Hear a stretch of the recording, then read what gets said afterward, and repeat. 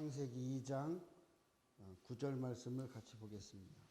여호와 하나님이 그 땅에서 보기에 아름답고 먹기에 좋은 나무가 나게 하시니 동산 가운데 있는 생명나무와 선악을 알게 하는 나무도 있더라. 아멘. 3장 6절 말씀도 참고하겠습니다. 여자가 그 나무를 본즉 먹음직하고 보암직도 하고 지혜롭게 할 만큼 탐스럽기도 한 나무인지라. 그 여자가 그 열매를 따먹고 자기와 함께 있는 남편에게도 주매 그도 먹은지라. 아멘. 오늘 이 말씀을 통해서 생명나무와 영생을 누리는 삶에 대해서 말씀을 전해드리도록 하겠습니다. 생명나무에 대해서는 우리가 너무나 잘 아는 말씀이 되기도 합니다. 그리고 누구든지 이 말씀으로 많이 설교하기가 쉽고 좋은 부분이기도 합니다. 그러나 오늘 이 말씀을 생각한 것은 생명나무와 영생을 누리는 삶과는 어떤 관계가 있으며 당시의 생명나무 열매는 어떤 효과가 있었을까라는 것을 생각해 보면서 이 생명나무와 관계되어지는 바로 영생에 이르는 길을 찾아보려고 하는 것입니다. 하나님께서 사람을 창조하셨을 때 에덴 동산을 만드시고 여러 종류의 나무들, 특별히 여기 두 가지의 나무를 이야기합니다. 보기 아름다운 나무와 또 좋은 열매를 맺는 나무, 이렇게 두 종류를 이야기합니다. 이 두 종류는 자연스럽게 창조하면서 모든 동산에 있도록 한 나무이고, 또한 동산 중앙에 하나님과 관계되어지는 두 나무를 만듭니다. 그게 하나가 생명나무이고 그 하나가 선악을 알게 하는 나무입니다. 오늘 우리가 읽은 본문에도 보면 생명나무가 앞에 나오고 선악을 알게 하는 나무가 뒤에 나옵니다. 그것은 그만큼 선악을 알게 하는 나무가 중요한 것이 아니라 생명나무가 우리에게 중요하다는 것인데, 우리는 선악을 알게 하는 나무로 말미암아 죄가 들어오고 죄를 지은 것 때문에 선악을 알게 하는 나무에 많이 집착을 합니다. 그러다 보니까 생명나무의 본질과 의미를 우리가 많이 잃어버리게 되는 것입니다. 오늘 본문에 나오는 이 생명나무, 선악을 알게 하는 나무, 그 나무의 열매는 과연 어떤 나무의 열매일까? 그 열매에 효력이 있었을까? 저는 그렇게 생각합니다. 이 나무의 열매는 그다지 큰 효력이 없었을 것이고 그냥 먹는 열매였을 것입니다. 우리가 성례전을 치르면 성례전에 우리가 떡과 포도주를 대합니다. 이 떡과 포도주에는 별 의미가 담겨져 있지 않습니다. 그냥 우리가 주변에서 준비한 떡과 포도주고 구별되게 이 행사에 치르겠다라고 준비한 떡과 포도주입니다. 그런데 이 떡과 포도주로 주님 오실 날 때까지 주님을 기념하는 그러한 요소가 되는 것은 주님이 포도주와 이 떡을 가지고 지칭하여서 나를 기념하라 그렇게 말씀하셨기 때문입니다. 생명나무 역시 마찬가지입니다. 선악을 알게 하는 나무도 역시 마찬가지입니다. 그 나무 자체에서, 그 나무 열매에서 어떠한 효력을 가질 수 없습니다. 그럼에도 불구하고 하나님은 처음 사람들과 약속을 맺으면서 생명나무 속에 영생을 주겠다고 약속했고, 또 선악을 알게 하는 나무는 그것을 따먹음으로 말미암아 하나님과의 관계가 단절되어지는 죄가 들어온다고 약속을 했기 때문입니다. 오늘 우리가 살아가면서 우리는 하나님의 약속을 너무 쉽게 생각합니다. 그리고 하나님과의 약속에 보다 내 생각이 먼저 앞섭니다. 내 분노가 앞섭니다. 내 짜증이 앞섭니다. 그 이유가 뭘까요? 나로부터 출발하는 것이 있다는 겁니다. 생명나무와 선악을 알게 하는 나무는 나로부터 출발하는 것이 아니라 하나님으로부터 출발하는 것입니다. 그러므로 오늘 우리가 이 말씀을 생각하면서 선악을 알게 하는 나무에 따먹음으로 죄가 되는 문제가 아니라 선악을 알게 하는 나무를 지칭하여서 하나님께서 먹으면 정령 죽인다고 약속했던 것이 문제가 되는 겁니다. 생명나무 역시 마찬가지입니다. 생명나무를 따먹냐 안 따먹느냐가 중요한 것이 아니라 생명나무를 따먹음으로 말미암아 하나님께서 영생을 보장해 주겠다고 약속하는 바로 생명이 있기 때문인 겁니다.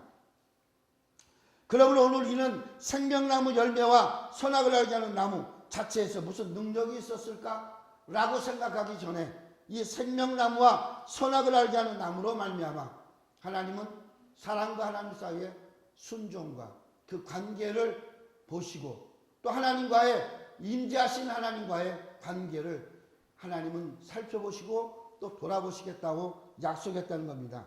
생명나무의 열매는 그 말씀을 따라 하나님의 말씀을 따라 순종하고 또 하나님의 뜻을 이루어가는 역할을 하도록 그 생명나무로 기억되게 하는 것입니다.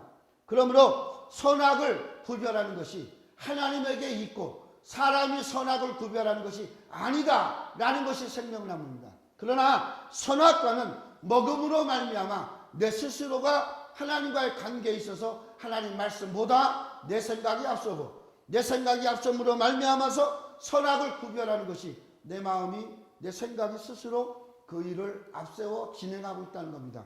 결국 이 말은 무슨 말입니까?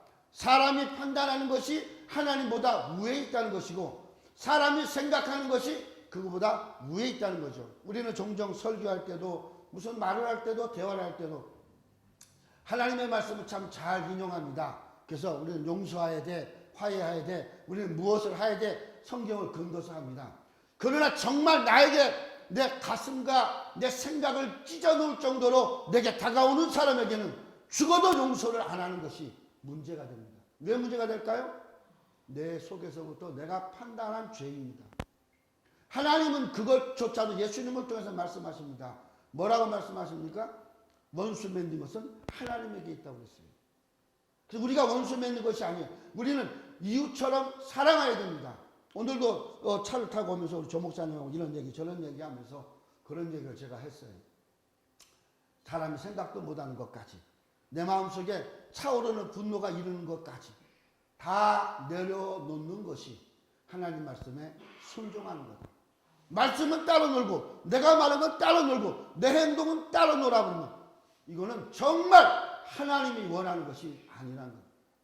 생명나무의 의미는 생명나무와 하나님이 약속한 말씀과 그 말씀이 담겨져 있는 생명나무와 그것을 먹는 사람에게 영생의 효과를 주시겠다는 하나님의 보장이 있는 것이에요.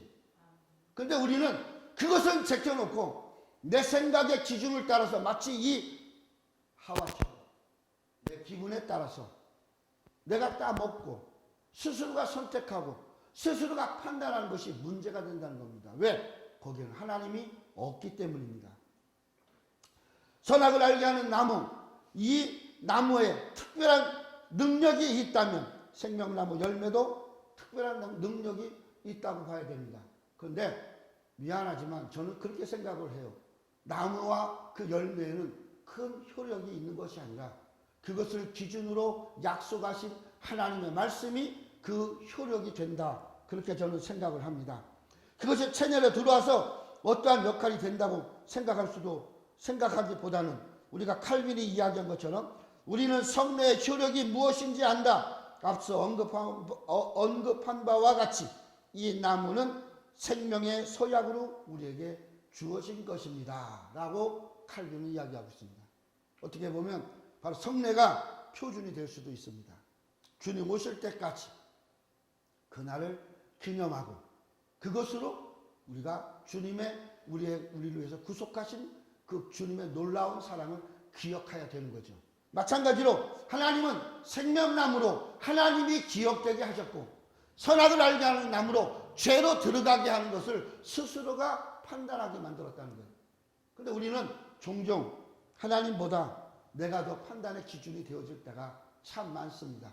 그래서 짜증이 나고 원망이 나고 그래서 또 사람과 사람 사이에 별로 좋지 않은 감정들이 솟아나게 되는 것이기도 합니다. 사람이 생명나무 열매를 먹을 때 하나님께서 영원한 생명을 우리에게 주도록 했다라고 하는 사실, 우리가 이 사실을 기억할 수 있어야 됩니다. 단회적으로 먹는 걸까? 지속적으로 먹는 걸까? 열매라는 기준이면 계속 먹어야 됩니다. 그러나 하나님의 판단의 기준이 들어져 있다면 단회적일 수도 있다는 겁니다. 그러나 저는 이렇게 생각을 해봅니다. 생명나무는 수시로 따먹는 겁니다.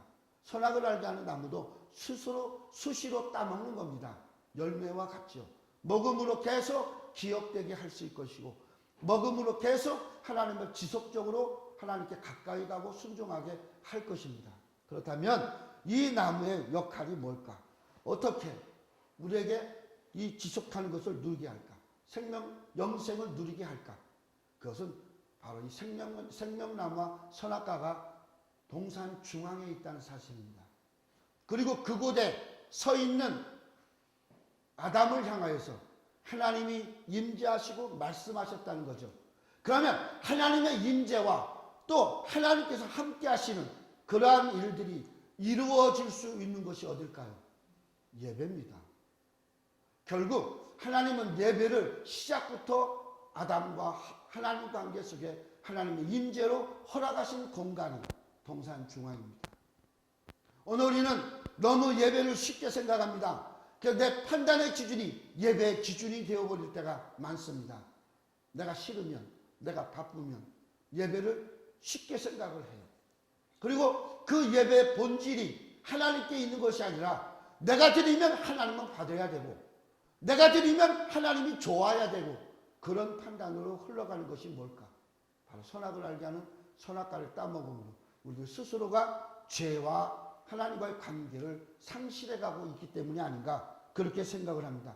오늘 우리가 하나님 말씀을 생각하면서 오늘 우리가 중요한 건 뭐냐? 영생을 주는 나무, 영생을 주는 나무가 아니라 하나님이 이 열매를 먹음으로 영생을 기억하며 하나님 말씀대로 순종함으로 영생을 누리게 하는 나무, 오늘 우리가 그 나무가 생명나무가 아닌가 생각을 합니다.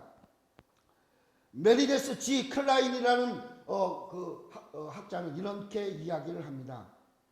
생명나무가 상징하는 삶의 진정한 의미는 영생은 인간이 가진 하나님께 드리는 최고의 영광이다, 이렇게 말씀한 사람도 있습니다. 사람이 하나님께 드리는 최고의 영광이 뭐냐? 내가 하나님 앞에 영원히 사는 겁니다. 왜? 하나님이 그것을 보장해 주시겠다고 약속했기 때문이죠. 그래서 우리 스스로가 날마다 하나님 말씀을 기억하고 하나님 말씀을 따르고 하나님 말씀 안에서 살아가는 그런 신앙의 습관이 훈련되고 반복되어진 것이 날마다 생명나무를 따먹는 겁니다. 요한계시록에 보면 22장에 보면 강물이 흐르는데 그 강물이 생명수라 그랬어요. 그리고 길 가운데로 흘러가더라 그랬어요. 그리고 좌우에 12달 내내 다달이 맺히는 열매가 있는데 그게 생명나무라. 생명나무 열매가 12달 내내 다달이 맺힌대요. 결국 늘 따먹는 습관을 갖고 사는 삶이 되라는 거죠.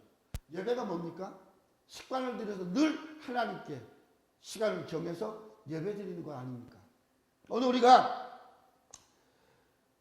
영생은 곧 유일하신 참 하나님과 그가 보내신 자 예수 그리스도를 아는 것이라, 요한복음 17장 3절에 말씀을 하고 있습니다. 그러므로 오늘 이 선악과와 생명나무가 있는 자리가 어떤 자리냐? 예배의 자리입니다. 오늘 우리가 생명나무를 따먹는 그런 예배를 드리는 사람이 돼야 됩니다. 나로부터 출발되어지는 예배, 내 생각으로 시작되어지는 예배, 내가 주인이 되어버린, 어느새 주인이 되어버린 그런 예배는 하나님이 기뻐하는 예배가 아니라 선악과를 따먹으로 드려지는 예배일 수도 있습니다. 오늘 우리 스스로가 우리 마음속에 하나님을 모시고 그 하나님 말씀 따라 우리가 하나님께 예배하는 습관이 있어야 될 줄 압니다. 그래서 죄는 하나님의 명령에 불순종한 것뿐만 아니라 자기 마음대로 좋은 대로 선택한 것, 자기 마음에 좋은 대로 선택한 것, 판단의 자유의지가 내게로부터 시작됐다는 거죠. 그리고 내가 그 판단되어진 대로 행동해버린 것, 이것이 죄죠. 선악과를 따먹은 것이 중요한 것이 아닙니다. 선악과를 따먹음으로 하나님 말씀을 어기고 그 어긴 말씀을 결국 그 어긴 것은 내 마음이 기준이 됐고 그리고 나는 그 잘못된 행동을 그대로 취해서 따가먹는 것. 어쩌면 이것이 우리들의 삶 속에 끊임없이 일어나고 있을 줄 압니다. 하나님은 생명나무를 먹은 자들에게 영원한 생명을 약속했습니다. 그 약속은 하나님과의 교제 안에서 이루어진다는 사실입니다. 하나님 없이 이루어진 것이 아니라는 거죠. 그래서 하나님께서 오늘 우리가 살아가는 삶 속에 성전을 주셨습니다. 구약에는 성전을 주었고 신약에는 예수님 그리스도가 오심으로 예배에 하나님께서 보장을 해 주셨습니다. 성전의 지성소 속에는 뭐가 있습니까? 그룹, 그죠? 종려나무 가지를 들은 그룹이 마주보게 있습니다. 그리고 성소에는 무엇이 있습니까? 금촛대가 있고, 그리고 향단이 있고, 떡상이 있습니다. 그리고 지성소에 있는 그 법궤 속에는 하나님께서 말씀하고 친히 새겨 넣으신 돌비 2개가 있습니다. 결국 이 모습은 무엇일까요?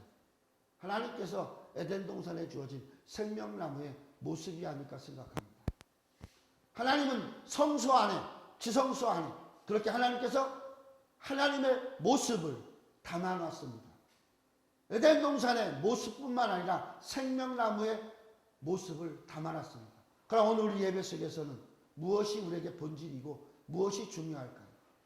하나님께 드려지는 예배가 중요하고 하나님께 드려진 예배로 말미암아 하나님의 뜻을 이뤄가고 하나님을 만나고 교제하며 하나님께 기도하는 것이 우리에게 매우 중요하다는 겁니다.